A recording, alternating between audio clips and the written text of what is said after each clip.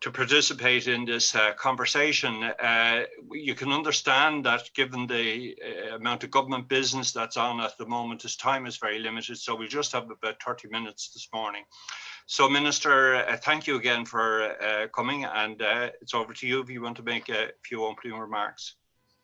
Thank you, David, and I'm glad to be the first up, and look forward to maybe having ongoing conversations with TASC, which has done a lot of really good work. We share a lot of thinking, I think, in terms of the development of our country from here.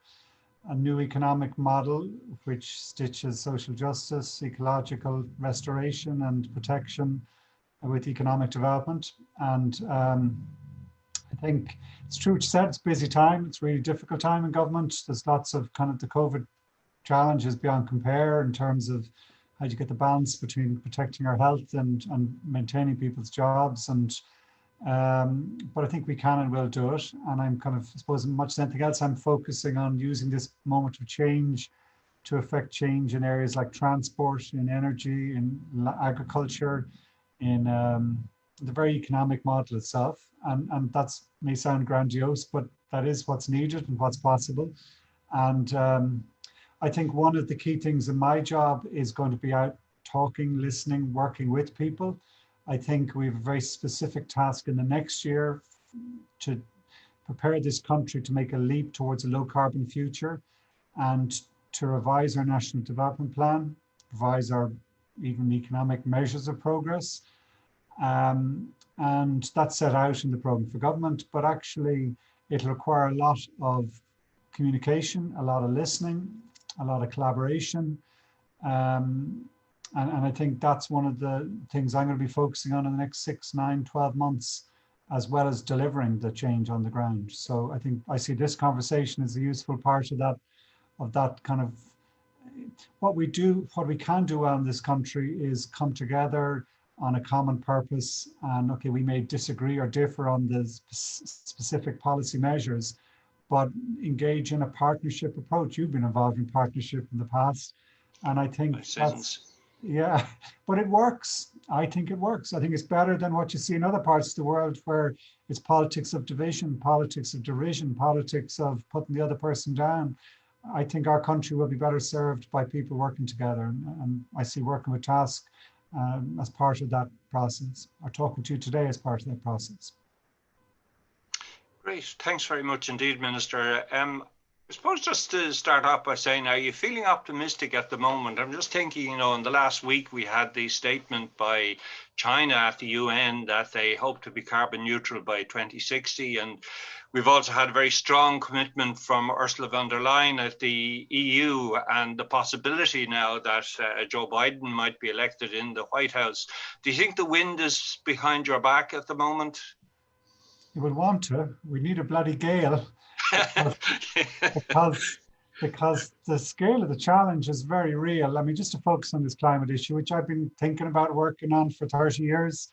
And had we started 30 years ago, we'd be in a better place. I mean, well, we did start. Some things have changed, but not anywhere near commensurate to what needs to happen.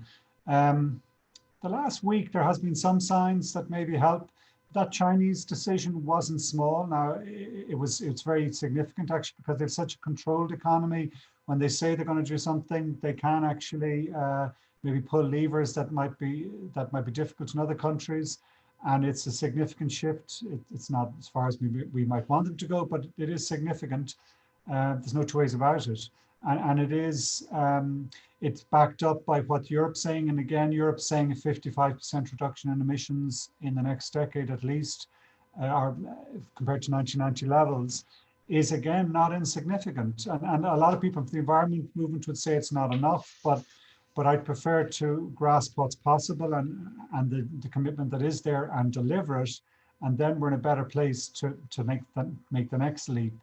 I spent yesterday actually at the European Council meeting on Zoom, but all day and all day the day before, or most of the day. And it was interesting, Frans Timmermans, the Vice President of the European Commission in charge of this area, saying those countries that do it fastest will gain most, will have the lowest cost.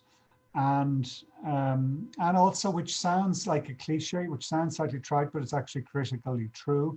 that there will be no transition without a just transition. So it's not just that there's agreement we want to do this. I sense in Europe an agreement that it does have to be a just transition, that you do have to use it as a point of changing the overall economic model towards balancing. It's not just about what the market wants. It's not just about economic growth.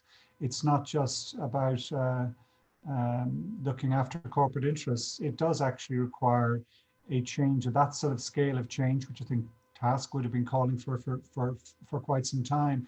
So that's what I sense, even from, President von der Leyen is from a Christian Democratic EPP kind of, wouldn't maybe, they'd be seen maybe as not necessarily in tune with that. But I think there is a possibility within the European Union for us to get cross-party agreement on that sort of aspect of this change, that the political story of our times has changed, moved from that Washington consensus that dominated from the late 70s through to the financial crash. And there's been a gap in the last 10 years where that really wasn't credible. It was replaced with a populist nationalist narrative. Trump, Brexit, Bolsonaro, you could go on. And I think that credibility of that is rightly questioned. And I do think there's that sort of, this is very broad now, but I think there is this possibility of a narrative around a just transition leading out a different economic approach in Europe and beyond. And Europe can only really, I think, manage its own affairs, account for itself in terms of we can't control what China says or does. But if they go on that low carbon route, which they say they're going, and if Biden goes, as he says he will, if he's president, towards a carbon neutral by 2050, well, then that is some wind in the right direction. Yeah, there was an article in the Financial Times yesterday. You might have got a chance to see it, but it's by Adair Turner, who is chair of the Energy Transitions Commission. And he's like, I followed him over the years. I've always thought he was a very, very sensible person. He was sort of on the opposite side to me for a while. He was the president of the CBI in Britain, but always a very reasonable and interesting person. But he actually is very positive about what the Chinese are saying. He maintains definitely they are in a very, very good position to get to a carbon neutral stage by whatever 2060. Yeah, and he was making I think the point that the cost of technology in terms of solar power, the various renewables, even batteries and so on, is going to drop very significantly, so that the cost of the alternatives will not be any longer much more expensive than say fossil fuels, which seems very positive anyway. I remember 10 years ago, I was energy minister at the time, and we went to an International Energy Agency event in Paris when we would consider whether we would include the Indians and the Chinese in the club. It was kind of embarrassing because we were discussing this over dinner with the Indians and the Chinese there. Henry Kissinger was speaking, it was all very grand. And I thought it was a bit rich. We were the rich club saying whether we include them in. But it was also kind of strange because when I was listening to everyone speaking, it was the Chinese minister was saying we have to dematerialize development. We have to kind of advance technologies like renewables and EVs. And 10 years later, China owns those sectors. They're actually way ahead and are getting a lot of the economic benefits of being ahead. So Europe, I think part of Europe's reason for going for this Green New Deal, green and digital, is they realize that actually this is the future. And if you're not ahead of the curve, you're going to be we'll end up buying our technology from the East and our software from the West, from America. And what does Europe have then? So Europe is going to have to really improve, and Ireland realize that, it's going to be renewable. It's going to involve electrifying everything. It's going to possibly use hydrogen as a very significant alternative. And that those who shy away from that are going to be fall behind. Those who advance it will have the expertise that the rest of the world will want. But that all that technology focus and all that kind of wonky energy type focus, you can lose the real importance is, how does this relate to a local community? How does this relate to quality of life? How does this relate to the future of the jobs market, so that it isn't just all about big technology and big business betting on hydrogen or offshore wind or whatever.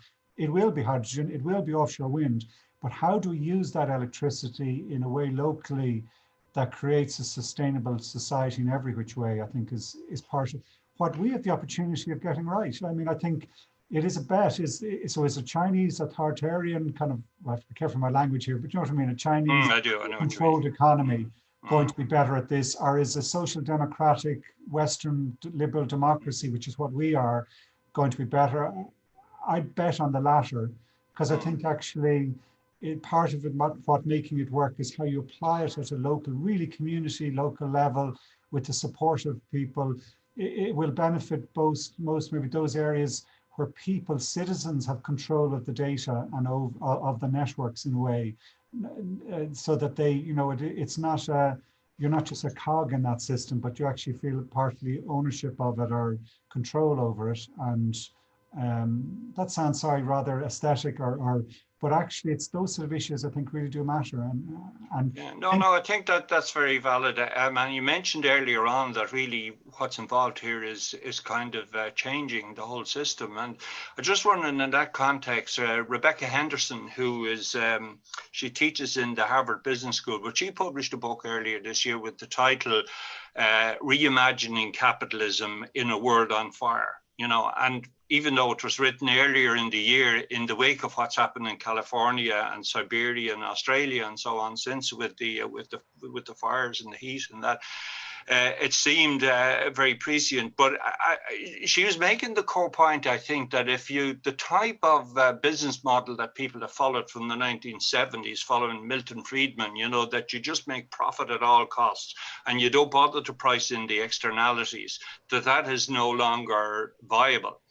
But I think myself that trying to change that, get people to change around that is probably the biggest challenge. Although now, in fairness, there have been some positive things, like the American Business Roundtable, for instance, has said, yeah, we have to change from a strictly shareholder primacy, if you like, in business to a stakeholder model. That seems to be very much in line with what you are advocating yourself. yeah, it is. And it's interesting you mention that, because go back to what I said at the very start about a partnership model in this country, which I do believe in. I met Danny McCoy in IBEC last week, and he said pretty much the same thing. He said that words. He said we got to move from a shareholder model to a stakeholder model. And I think that speech, I said a lot in the last election. It didn't really get much pickup until maybe after the fact, but he gave a speech just in advance of the election where he was making the case that the Irish state wasn't big enough, that actually we had seen this phenomenal growth. I mean, Ireland has been incredibly successful as a location point for global capitalism, the foreign direct investment and so on. And but actually the state hadn't been grown commensurate to it to be able to manage it, to be able to have a balanced kind of economic development. And I think he's right. And I think it's that sweet spot where we're still going to be part of a global interconnected economy, where we are going to be part of a trading. That's what we do. We've been very successful by being an open economy to the world. That strategy that Lamass and Whitaker put in place 50, 60 years ago has worked. So we will still do that, but we need it balanced with housing, healthcare, education, the basic services of a decent life and of a decent quality of life, and that requires state and requires local government as well. It's not just central government. And I think actually working in government at the moment, when you're kind of actually doing it, you're kind of realizing we need to resource the actual state. We do need, the engineers, the architects, the nurses. People always say nurses, teachers, and guards, but actually a lot of times it's kind of the technical people at local level to help deliver stuff. And I think we also need it for this transition, like to do the clean transition, the green transition. It requires state. The state has to plan public transport. The state has to deliver grids. The state, which are the underpinning of the transition. The state needs to do a land use plan, which sets the course of the future of farming, which restores biodiversity, which reduces pollution, improves water quality. Now, the state doesn't do it on the ground. It's our farmers, our foresters, and so on. But you can't do that on a just laissez-faire, let it be. You do need land use planning. You do need that kind of sort of bigger thinking, longer term thinking. And to make that all work, you need public buy-in, you need the political capital, you need, and that goes back to what's our story, what's the story for this country, and it has to be a sense people themselves have it. Yeah, this is our story, this is where we're going, this is our message of hope in the sense of what's next. Yeah, actually, just on some of the points you made, we have some questions, as you know, that have been sent in by, I think we have about 90 people participating in this event this morning. Some have sent in questions, and may be appropriate at this stage to look at some of them. You touched on a couple there yourself on land use, for instance. There seems to be a lot of interest that people have on the proper kind of juxtaposition, if you like, of land use for housing and transport being integrated and being coherent, as it were. One of the questions was the Minister considered it sensible for all new transport infrastructure project appraisals to contain an assessment of the number of houses they could deliver? So I wonder what your view is on that. Yeah. Can I tell a slightly wider story, just as a kind of context to it? I was involved years ago, 30 years ago, in the Dublin Transportation Advisory Committee. John Henry was the director, but he was very good. And he said, sometimes beware of the unintended consequences of good intentions.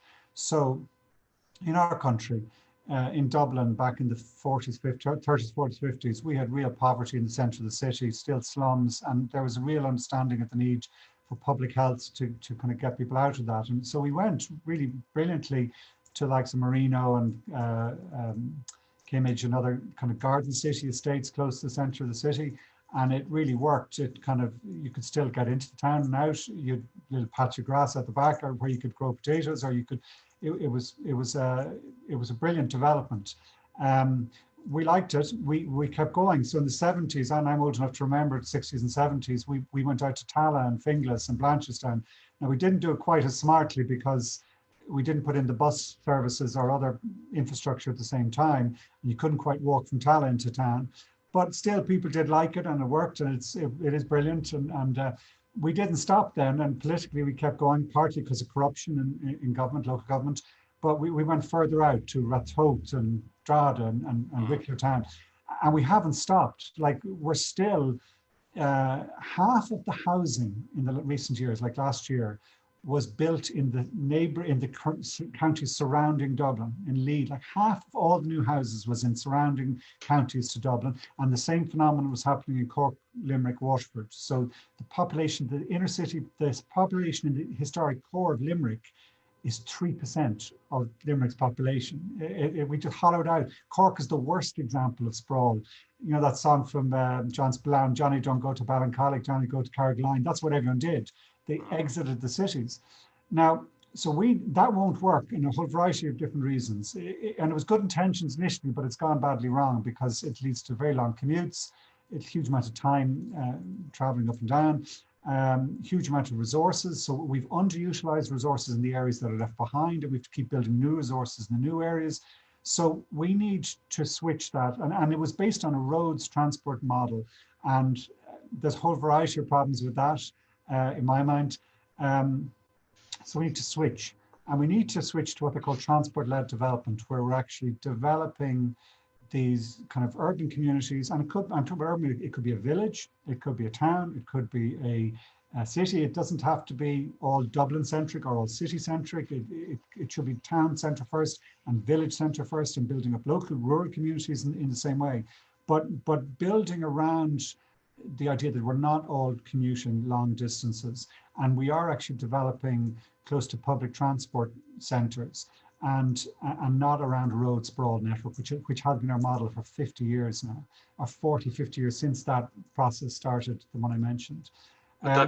Sorry, that leads in very nicely to one of the other questions which were raised, was in relation to the CIE decision during the week to cut some of the intercity services. That, I think, comes under your remit departmentally, isn't that right?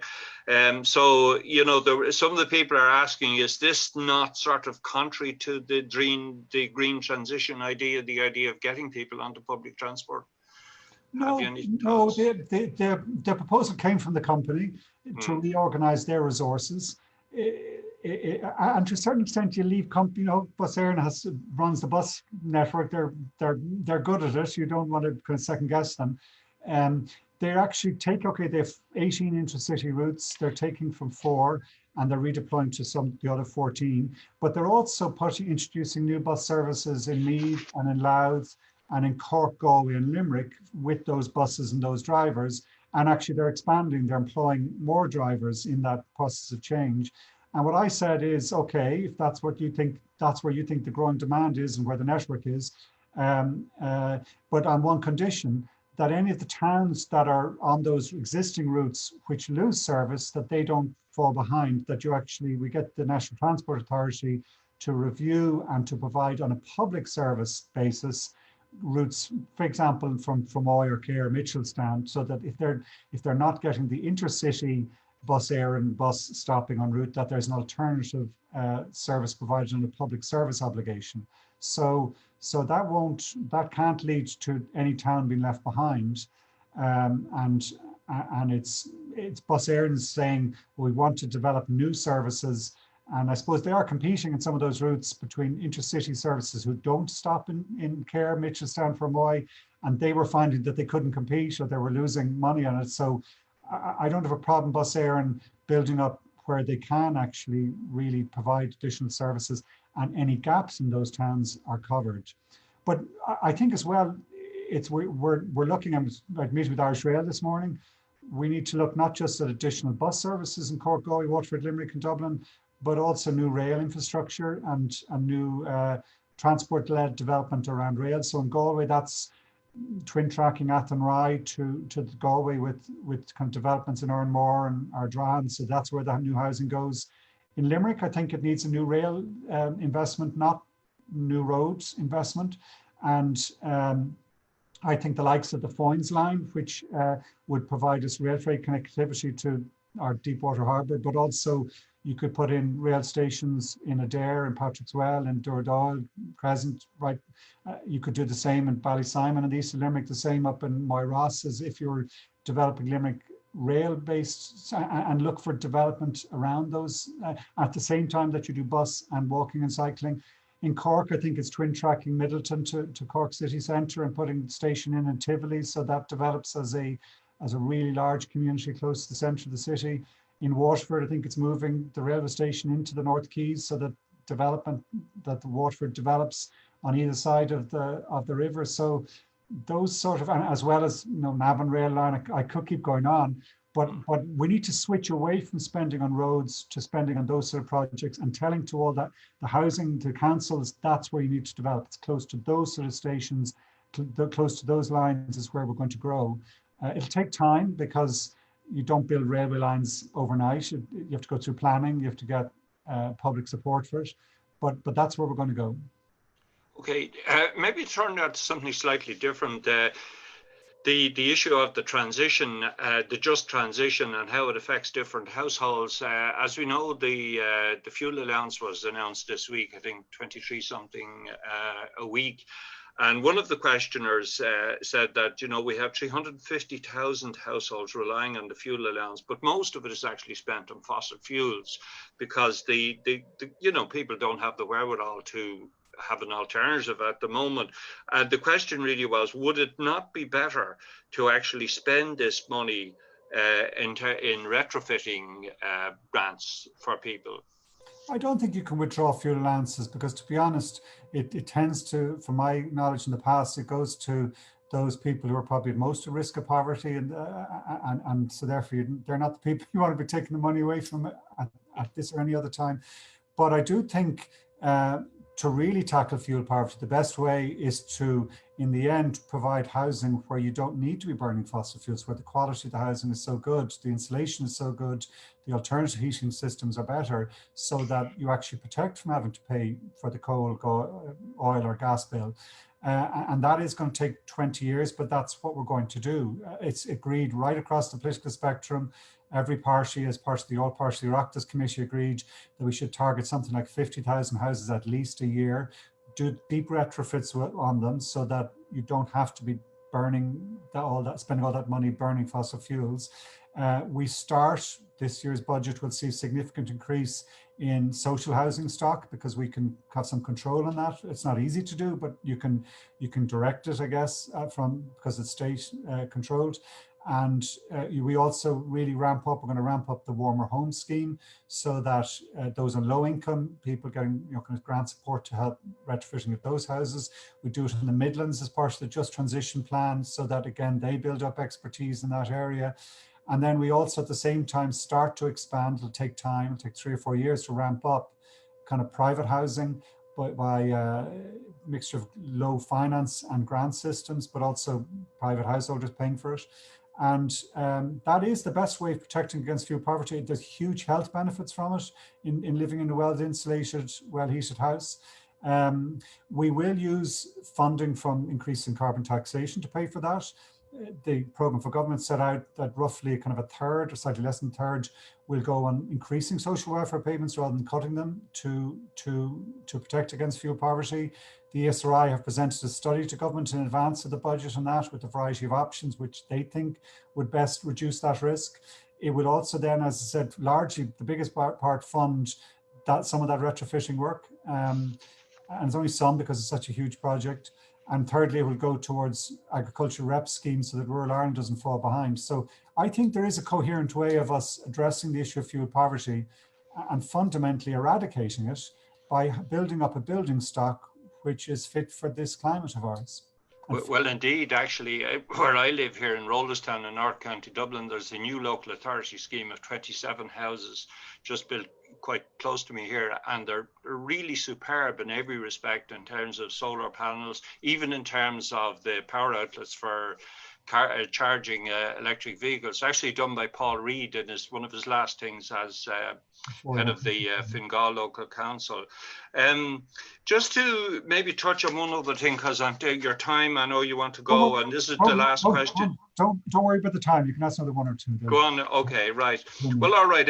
Another dimension to what we've just been talking about there is that the point is made by one of the questioners that the actual costs of transition, if you were to go to a state-of-the-art sort of ecological house, is very expensive, like things like heat pumps, for instance, which are the future, undoubtedly, in terms of domestic heating.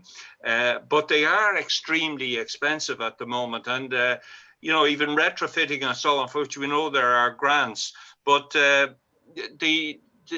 the point being made, I suppose, is that it may be something that only very wealthy households can actually afford at the moment. When you're talking, about private housing stock as distinct from local authority stock. Yeah, and that's why, as I said, we will probably maintain grant support or look at other, like that warmer home schemes with an SEAI targeting towards lower income households. We do have to be careful that it's not the whole green transition is just something that someone who's well-to-do can afford. So we will have to look at that and adjust measures and adjust whatever supports we do. We'll have a natural retrofit scheme we'll introduce in the next few months. We'll set out how exactly we're going to do that. But it is possible. I suppose one sector I think that's particularly exposed is the private rental sector, people in private rental accommodation. I think a lot of these measures, I think, is going to require regulation where you regulate an industry, or in that case, the private rental sector, to say over a period of time, if you're in this business, you're going to have to upfront do the better insulation. The benefit to that will accrue to the person renting, but you give people advance notice, you give people warning. It does increase the value of the property so that the landlord doesn't lose out. But I think that's one of the ways and one of the sectors that I'd be particularly wary of, that in private rental sector, they tend to be forgotten. The private rent householders, but they're important, but I think we need every house. We need every home. I mean, if it's going to be a just transition, it has to be everyone. Sure. The people are also quite interested in some of the developments in New Zealand now in terms of looking at new models and the wellness indicators that, instead of just GDP, I think famously Bobby Kennedy made a speech in 1968, just before he was assassinated, about GDP. It says it tells us everything about our lives except those things which are actually worthwhile. And Jacinta Ardern has brought in this idea of the wellness indicators. Well, have you any thoughts on that, or have you looked it up? Yeah, during the election or after the election program for government negotiations, Fianna Fáil and Fine Gael did a document that some people said was kind of there to entice us into government. It may well have been, but it had as its front center was this whole switch from wellness, or from measuring progress by economic growth to measuring well-being. And that's absolutely central core to green thinking for 30, 40 years. It wasn't surprising they put it in. But we now have a chance to deliver on it. Let's do it. And Madeleine Waring, I think, wasn't she the New Zealand economist who was brilliant on this as well? She really, I think so, yeah. She was inspiring in terms of how you go about this. Now, there's other New Zealand connection. The governor of the central bank, the Irish government central bank, was head of the Treasury Department in New Zealand when they introduced these measures. And actually, I think he was very centrally involved and responsible for the measures that they've been used, which probably is some of the best in class kind of examples of how you change your accounting, how you change your budgeting, how you change your whole measures of economic progress. So I think I'm going back to what I was saying there about partnership process at the very start and kind of pulling people together in this. The government have it committed in the programme for government. We have a central bank governor who has real experience and an interest in deploying it.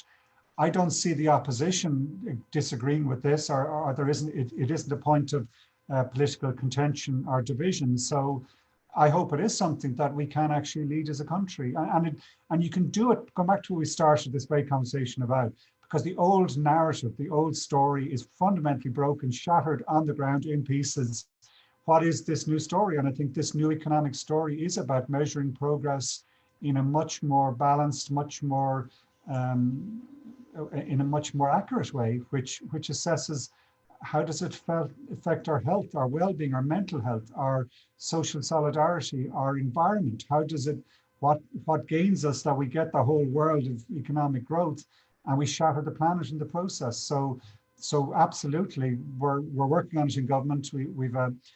I get a lot of abuse with having advisors in government. I actually have two in my two government departments, but we have a team in government buildings of really good people.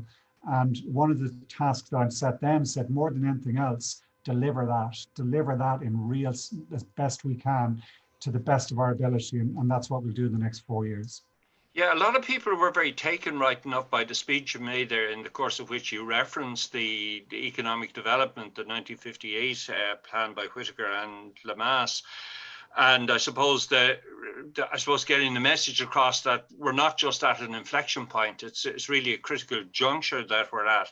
And people are looking now to the forthcoming Climate Action Amendment Bill and what will be in that. And I suppose one of the questions, is, well, how are you going to bring this about? There are two specific points were raised with one of the questions, like, what role do you see for foreign direct investment within the new low carbon development model? That was one. And the second one really was an institutional one. Is that how do you reshape institutions of the state and the mentality of decision makers to foster this new development model? And another, if I could add one myself into that you might consider, I mean, one of the difficulties of the existing model is that business schools for the last 40 years have been advocating this kind of maximizing shareholder value model that they took from Milton Friedman. And how are we going to shift that enormous big oil tanker, forgive the metaphor here, around to get people who are strategically placed in our economy to start thinking differently? Can I pull together a couple of personal stories on that just to maybe answer it? And I probably will have to wrap up then, because I've another meeting lined up for. I started in business school. My first big job was in UCD School of Business. I refused to call it the Smurfit School of Business. It was UCD School in my mind. And I ran the marketing development program there. And then I went away, went traveling for a few years and came back. And my father said I went away a yuppie and came back a hippie, which is true. And I was still interested in business, but it was very much business with an ethical twist and with a purpose that was more than just shareholder value. And I mean, I couldn't get a job. I actually tried to get a job at the time with Board Damone, and Brendan Halligan was chair at the time, and I didn't get the job. I was really well qualified for it. And I think one of the reasons, I think someone asked me the question, what's the key thing in business? What's the key most important metric? And I was meant to say sales or profit, and I was talking about meaning or purpose, and I could see the interviewer on the other side shaking their head and saying, "You're completely mad." So I didn't get that job, but. Years later, I got to know Brendan Halligan very well, and I miss him a lot. He was a very impressive man in my mind. And that article I wrote about the Whittaker-Lamass period, it was interesting. I was talking to him a year ago and about that sort of history of how we make transitions. And I think there is truth in the fact that we have a lesson in what happened in the late 50s, early 60s. We went from being a closed economy to being an open economy, and we were very successful at it. And we now need to go from being an unsustainable economy to being a sustainable. What are the lessons?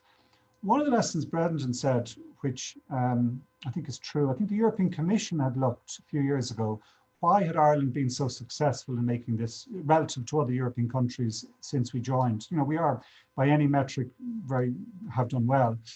And they sent over Jacques Delors, I think, to assess that. And I think he came back and said, in that 20-year period from the early 1960s through to the 80s, there was broad consensus on the strategic change we were making. And in that broad political consensus, we were able to make policy decisions that were able to deliver it.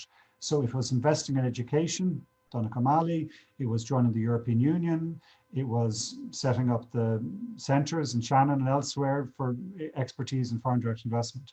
And what he said is that it was that consistent policy environment for 20, 30 years allowed us to make the policy changes to do it. Well, I think similarly now on climate, and this is why I go back to the need for dialogue, the need for partnership, the need for discussion. We need a 10 to 20-year period of certainty that this is where Ireland is going. And if we have that, then we will be able to deliver the policy measures that will affect change. The climate bill is designed to give that 15 to 20-year stable policy environment. It's saying, and it's backed up now by a recent Supreme Court decision saying, this is justiciable, you have to do it. So that will help us we know for certain, no matter who's in government, for the next 15, 20 years, this is where we're going and we're going to be good at it, and then we will be good at it. I'm confident we're in the right place, and actually we're doing well in some ways in this governance side, because the bill is back of a lot of work that's been going on in the last 3 or 4 years. We did the right thing by setting up a citizens' assembly 4 years ago on climate change. Sharon Finnegan ran it with Justice Mary Lafoy, that asked the right question, how do we become leaders? And wrote a good report on that. The Joint Oireachtas Committee was established, and it picked up on the results of the Citizens' Assembly Committee and actually turns into a very good all-party report where there's agreement on renewables, there's agreement on tackling fuel poverty, there isn't agreement on agriculture yet, there will have to be, and there isn't agreement on transport yet, we will have to get that, but there is broad agreement on the need for the transition and it being a just transition.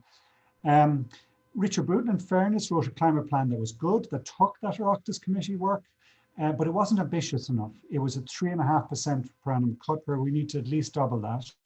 Our programme for government commits from that, and the climate legislation will deliver it.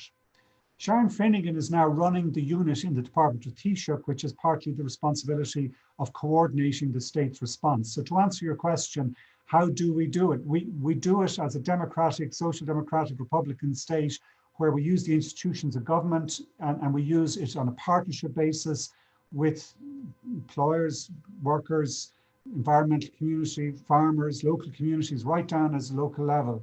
Mary Robinson said it last week. I was in a debate with her. He says that communication system, that talking to each other now around a shared common goal, shared certainty that that's what we're going to do, will, I think, create the conditions where we can make the leap. And it is a leap because we're replicating what we did in the 60s and 70s. And I think that's what gives me hope. Well, that's a very good note on which to end. We wish you the very best in your mission. I hope you will be successful for all our sakes and that it will go well for you. I want to thank you particularly, Minister, for taking the time this morning to be really the first participant in this series of conversations. I personally found it very informative, very, very interesting, and I note your willingness to engage with TASC at some stage in the future, which hopefully we will be able to pick up. So thank you once again for being with us this morning.